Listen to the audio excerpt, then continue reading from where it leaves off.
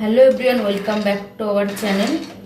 তো আজকে আমি মাত্র দুটো উপকরণ দিয়ে তোমাদের সঙ্গে একটা হেলদি লাড্ডু বানিয়ে শেয়ার করবো, আর এটা একদমই কম সময়ের মধ্যে হয়ে যাবে। তো বাদামটা আগে প্রথমে ভাজা করে নিই। আর এই লাড্ডুর রেসিপিটা এত হেলদি, খুব তাড়াতাড়ি তো বানানো হয়ে যায়, খেতেও কিন্তু দারুণ টেস্ট। তো তোমরা বানিয়ে খেতে পারো। আর আমার বানানো এই রেসিপিটা যদি তোমাদের ভালো লেগে থাকে তাহলে একটা লাইক, কমেন্ট, শেয়ার আর সাবস্ক্রাইব করে দিও চ্যানেলটা। তো চলো আগে বাদামটা একটু ভাজা করে নিই, তারপরে পরবর্তী স্টেপটা দেখাচ্ছি। তো এখানে আমার বাদাম ভাজাটা হয়ে গেছে, এখন বাদামের খোসাগুলো সব পরিষ্কার করে নেব। তো এখানে বাদামটা ভালো করে চোকলাটা ছাড়িয়ে নিয়েছি। তো বাদামটা দিয়ে দিলাম, আর এখন দেবো এই যে গুড়টা, জাগরি পাউডারটা, আর এর মধ্যে দেবো একটুখানি এলাচের গুঁড়ো। তো এটা এখন ভালো করে মিক্সিতে গ্রাইন্ড করে নেব।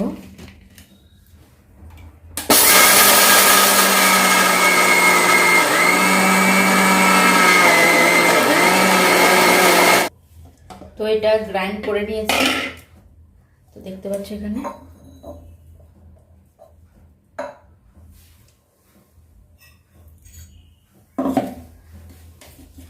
তো এটা ভালো করে এখন বের করে নিই, আর এর মধ্যে আর একটা জিনিস দেবো, সেটা দেখাচ্ছি। আরও বের করে নিই।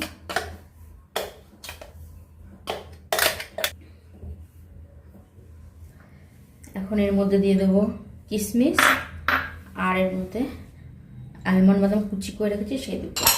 তো এটা এখন ভালো করে মিশিয়ে লাড্ডুর শেপে বানিয়ে নেব। এটা আগে ভালো করে মিশিয়ে নিই।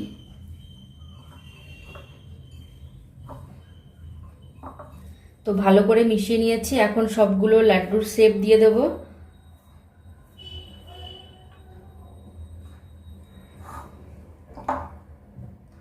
সবকটা একবারে বানিয়ে তারপরে আবার দেখাচ্ছি। তো দেখতেই পাচ্ছ এখানে কত সুন্দর লাড্ডুর শেপ হয়ে যাচ্ছে, আর কত কম সময়ের মধ্যে মাত্র দুটো জিনিস দিয়ে কি সুন্দর লাড্ডু বানিয়ে ফেললাম। তোমরা অবশ্যই জানিও কিন্তু কমেন্ট করে কেমন লাগলো তোমাদের এই লাড্ডুর রেসিপিটা। তো একবার সব বানিয়ে তারপরে আবার দেখাচ্ছি। তো সব কটা বানানো হয়ে গেছে, দেখে জানিও কেমন হয়েছে। খেতে কিন্তু দারুণ টেস্ট লাগে। তো এই যে দেখে নাও আর একবার।